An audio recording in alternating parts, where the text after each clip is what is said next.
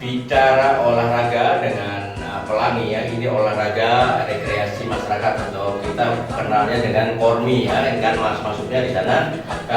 Pelangi menjadi salah satu fenomena baru di dunia. Ini pariwisata juga masuk, olahraga masuk, banyak sekali yang bisa masuk di ekonomi kreatif dan itu bisa mengumpulkan banyak orang ya. Saya kemarin lihat dari share grupnya KONI itu ada beberapa yang diingatkan oleh Pak Ketua bahwa itu ada kecelakaan yang di Pelangi. Itu memang sudah luar biasa. Kalau ini ada layangannya melilit ya kan, ada yang putus, ada yang ke bawah, ini kan. Ini hal-hal yang mungkin kita bicarakannya secara khusus sebetulnya. Yang saya ingin tahu sekarang kita, Mas Gino, coba kita bisa breakdown tentang acara yang kita laksanakan tanggal 10 September. Itu ya itu tadi, siapa saja yang bisa ikut, umurnya berapa, ya kan, kategorinya apa dan sebagainya, mungkin bisa dijelaskan sih. Ya, terima kasih. Jadi kita memang patut bersyukur Dinas Pariwisata Kabupaten Lampung Selatan menyambut baik gagasan dari Perkumpulan Nelayan Seluruh Indonesia Provinsi Lampung Pelangi. Akhirnya kita memang merencanakan kegiatan festival di Lampung Selatan ini, Mas. Namanya Kalianda Kite Festival yang pertama. Tentu kita berharap ini akan menjadi agenda resmi berlanjut dan Lampung punya sejarah panjang menjadi destinasi festival layangan yang di tingkat internasional yang sangat digandrungi oleh masyarakat. Tentu ini kita ingin mengembalikan itu. Nah, di dalam kaitan festival ini, memang kita salah satu tujuannya adalah mensosialisasikan kembali layang-layang ini kepada khalayak, utamanya mulai dari anak-anak sampai dengan orang dewasa. Karena memang yang main layangan ini, Mas, mulai dari anak-anak sampai dengan orang tua. Oleh karenanya kita juga gelar workshop. Yang pertama workshop membuat layangan sederhana. Ini untuk anak-anak PAUD dan SD. Mereka dulu itu ya. Ya, kita perkenalkan, mereka mewarnai, layangannya sudah kita siapkan, tali gocinya sudah kita pasang. Ada dua gambar yang sudah kita siapin, yang ikon Lampung yaitu gajah sama badak. Mereka nanti melukis di atas layangan. Kemudian mereka hanya bisa menempelkan ekor, kemudian langsung diterbangkan. Karena layangan ini kecil dan insya Allah ini akan menggembirakan. Nah, untuk level SD sampai SMP kita sudah buat workshopnya, layangan sederhana, mulai nyerul, ngelem, nanti sampai pasang tali gocinya, layangan delta biasa itu. Nanti kalau kita dulu namanya layangan pelan-pelan apa itu. Mereka juga akan menerbangkan. Itu satu sisi yang buntutnya panjang. Ya itu untuk kita kembali menyampaikan pesan ini kepada anak-anak, mengenalkan kembali bahwa layangan ini adalah kebudayaan kita. Bagian dari budaya nenek moyang. Bagian dari budaya nenek moyang. Kemudian kelas yang kita pertandingkan itu layangan adu, itu tidak kenal umur. Karena bahkan yang kita bawa ke Palembang kemarin bocil yang dari Lampung. Oh, yang paling kecil kelas 6 SD. Jadi untuk layangan adu ini tidak kenal umur, silakan aja ikut semua. Bahkan ini informasinya Banten, Sumatera Selatan dan Bengkulu ada yang juga hadir. Kemudian kelas layangan tradisional boleh diikuti oleh semua kelompok umur karena memang menerbangkan itu, terus kemudian bisa disiapkan dipatok kan. Layangan tradisional ini kemudian layangan kreasi. Layangan kreasi itu ada yang 2 dimensi dan 3 dimensi. Kemudian tren naga yang sekarang lagi top ini, yang tadi disinggung, yang banyak kecelakaan. Justru keberadaan pelangi dalam konteks itu. Layangan ini kita ajak berorganisasi, kemudian kita lakukan edukasi terus-menerus supaya tidak terjadi kecelakaan itu. Dan kecelakaan yang terjadi ini kan juga memberikan pesan kepada pemerintah, hendaknya juga harus menyediakan tempat untuk bermain. Bagaimana animo main layangan tinggi tapi tempat tidak ada, akhirnya ya itu yang terjadi. Tapi kita coba bekerja sama dengan PLN karena PLN yang paling banyak juga ya dirugikan untuk mencoba melakukan sosialisasi tren naga dan non naga. Artinya tren ini layangan yang rangkai panjang, minimal itu ada 40 keping. Ya. Yang semalam aku nonton yang Purworejo itu heboh banget juga, itu karena besar sekali. Kemudian yang itu yang kita pertandingkan. Kemudian ada eksibisi sport kite. Oh ya, yang tadi saya itu ya, yang sport kite ini yang dilakukan oleh profesional belum kita pertandingkan, tapi baru kita perkenalkan kepada masyarakat.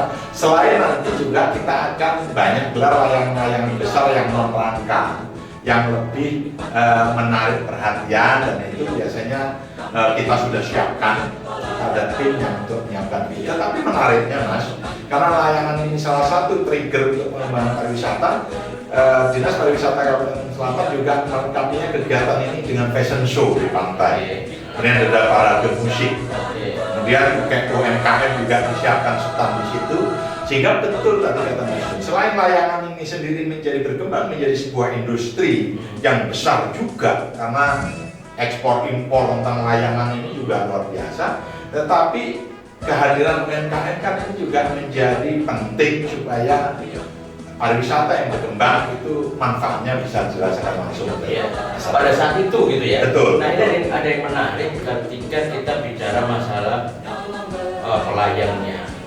Kalau di KONI, yang semua olahraga masuk KONI itu sebutannya atlet ya. Ya. Sebutannya atlet, dan itu ada tingkatan pendidikan ya. Ada mulai misalnya karate itu ada ban putih, kuning, dan itu ada tahapannya. Kemudian di layang-layang, apakah juga ada edukasi dari awal di klub-klub nih? Kan ada klub banyak nih. Ternyata kemarin di sini saya juga diajakin tuh, karena saya sudah lama nggak main layang-layang dan aja yang anak-anak pintar sekali loh, anak-anak kecil luar biasa. Nah ini seperti apa yang dikoordinasikan oleh pelangi terhadap klub-klub ini supaya ada satu pembinaan yang sama gitu loh. Nanti kalau ada misalnya nasional atau daerah ini kan sudah punya satu bentuk gitu. Ya, jadi terima kasih Mas. Jadi agak bedanya di situ. Kalau KONI yang bergabung di KONI kan dinamain atlet. Kalau yang di KONI ini sebenarnya penggiat. Pegiat ya. Pegiat. Jadi artinya apa?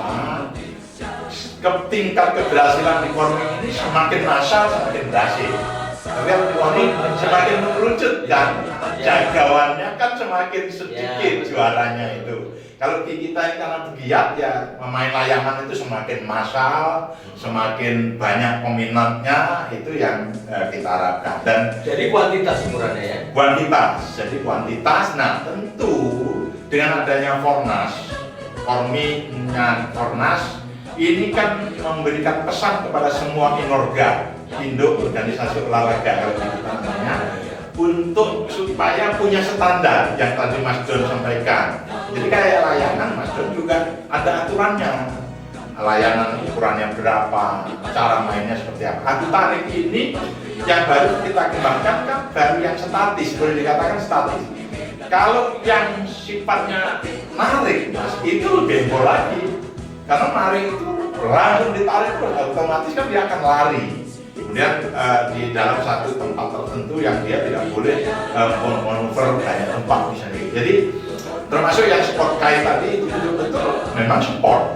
Ya, jadi layangan itu bisa menarik orang dengan sangat keras. Apalagi kalau yang trail juga itu bisa membutuhkan orang sampai puluhan orang. Artinya ini kan kita berharap nanti tujuannya semuanya kan untuk meningkatkan kebugaran masyarakat, baik di KONI maupun di Kormina.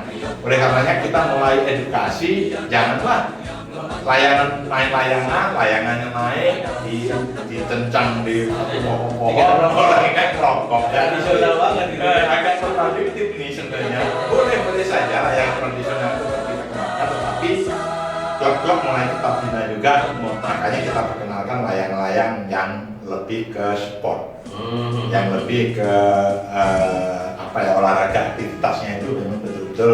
Karena itu kan bahan sama didapatkan bahan mereka tuh harus bisa membuat sendiri. Memang ada yang jualan lah ya. Ya, kalau untuk kertas sama plastik kan relatif gampang ya. Tetapi kalau mulai parasut masih relatif mudah. Tetapi kalau yang untuk yang layang sport memang selama ini masih impor. Tapi sudah banyak yang menyediakan juga baik karbonnya maupun apa istilahnya, kainnya. Nah, di dalam konteks penilaian lomba, nanti kalau sedikit saya jelaskan, namanya layangan itu harus terbang. Tetapi penilaiannya nanti di dalam lomba di Kalianda maupun di nasional itu tetap proporsinya 40-60, 40 di bawah.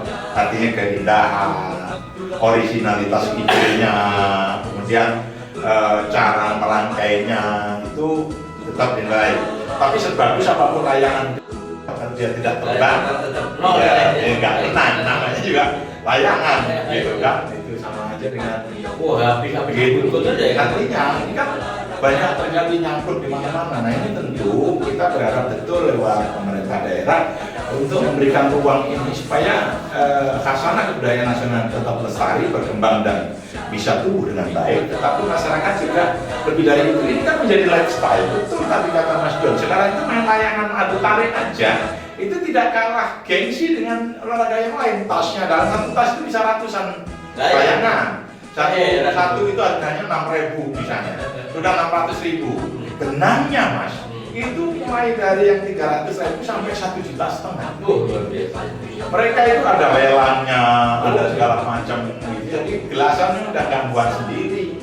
Artinya apa? Ini masyarakat sudah mulai punya selera juga, dan main itu kapan saja mereka main. Artinya ini kan perlu diwadahi, perlu dimaingi, perlu dibina sehingga tujuan berolahraga ini tercapai. Kemudian kecelakaan yang merugikan diri sendiri maupun masyarakat bisa kita minimalisir. Ini tentu membutuhkan dukungan dari seluruh pihak, seluruh stakeholder. Kita berharap layang-layang tetap ada di hati masyarakat, memberikan perspektif baru kepada anak kita bahwa main layangan itu juga asik. Dan terbukti kemarin Agustus kita gelar layangan untuk ditarik anak-anak maupun orang dewasa, seharian nggak megang HP, nggak apa-apa, biasa aja. Ya, ini yang penting untuk terus kita gelorakan di Indonesia. Baik, yang terakhir mungkin masih ada waktu sekitar 2-3 menit untuk kita bicara 2023 itu ada Fornas di Jawa Barat. Nah, Pelangi sih persiapannya seperti apa? Ya, terima kasih. Belajar dari kemarin tentu beban Kornel Lampung. Kemarin di ini ya, di Sumatera Selatan itu, iya, di Kabupaten apa? Oki. Nah, di OI. Itu menjadi catatan betul. Kenapa? Karena selain Lampung masuk 5 besar Fornas 6, dan alhamdulillah Pelangi juga ikut serta menyumbang medali emas. Tentu tantangan di Jawa, Fornas 6, Fornas 7 di Jawa Barat akan lebih sulit lagi, lebih berat lagi. Tapi kita optimis, Pelangi khususnya sudah menyiapkan satu layangan khusus yang karya terbaik. Insya Allah nanti akan kita bawa ke Fornas 7. Satu kelas paling tidak kita sudah punya unggulan. Moga-moga ini persiapan kita lebih matang. Selain yang adu tarik ternyata Jawa Barat, Banten, Sumatera Selatan, Kalimantan Timur ternyata juga luar biasa. Yang kita anggap di sini sudah cukup handal, ternyata kemarin hanya masuk perempat atau sampai semifinal. Kita belum sampai berebut medali. Tentu ini menjadi catatan perlu kita optimalkan, dan untuk 3 dimensi dan 2 dimensi memang kita harus akui Jawa, Jogja khususnya Jawa Tengah memang luar biasa. Tapi saya yakin Pelangi Lampung masih punya waktu untuk kita bersiap ke Fornas 7. Baiklah Pak, terima kasih teman-teman sudah bersama kami selama 30 menit. Kita akan ketemu lagi di lain kesempatan di bicara olahraga dengan pokok bahasan yang lain. Baik, sampai ketemu lagi di lain kesempatan, dan Assalamualaikum warahmatullahi wabarakatuh.